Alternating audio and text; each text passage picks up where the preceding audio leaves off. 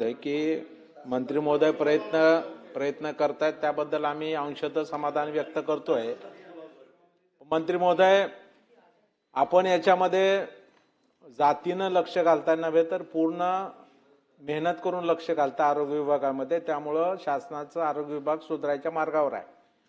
सभापती महोदय, या ठिकाणी आता आपण सुद्धा हे मान्य केलंय सरकारनं की हे जे L1, L2, L3 हे जे काय स्तर केलेत याच्यामध्ये सुद्धा L1 ला कोण आहे तर टाटा. म्हणजे आपण सुद्धा कशावर अवलंबून आहोत? टाटा हॉस्पिटलवर. तर मग आपल्याला पुढे जावं लागेल. तर मग किमान विदर्भामध्ये एक सेंटर आणि महाराष्ट्रासाठी सेंटर प्लेस म्हणून छत्रपती संभाजीनगरला आपलं ऑलरेडी सेंटर आहे किंवा पुण्यामध्ये. तर याला तरी टाटा सारखं जर हॉस्पिटल आपण बनवलं आपलं शासनाचं मालकीचं, तर मला वाटतं सगळा जो महाराष्ट्रातल्या रुग्णांची सुविधा होऊ शकेल ना मंत्री महोदय. उद्या आपल्याला L1 टाटा म्हणण्याची गरज पडणार नाही.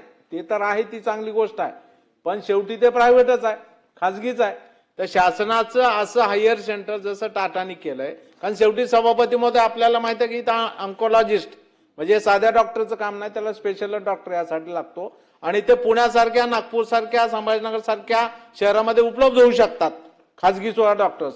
त्यामुळे अशा पद्धतीनं शासन पावलं उचलून नागपूर, छत्रपती संभाजीनगर, पुणे इथं जरी 3 सेंटर केली तर हा सगळा फ्लो जो मुंबईला यायचा आहे तो कमी होईल आणि रुग्णांना सुद्धा मदत मिळेल. त्यामुळे या बाबतीमध्ये तातडीनं सरकार पावलं उचलेल काय, कारण ह्याला धोरणात्मक निर्णय लागेल. हे काही सहज होणार नाही, पण ते आपल्याला करावं लागेल राज्याच्या दृष्टिकोनातून. हे आपण कधी करणार?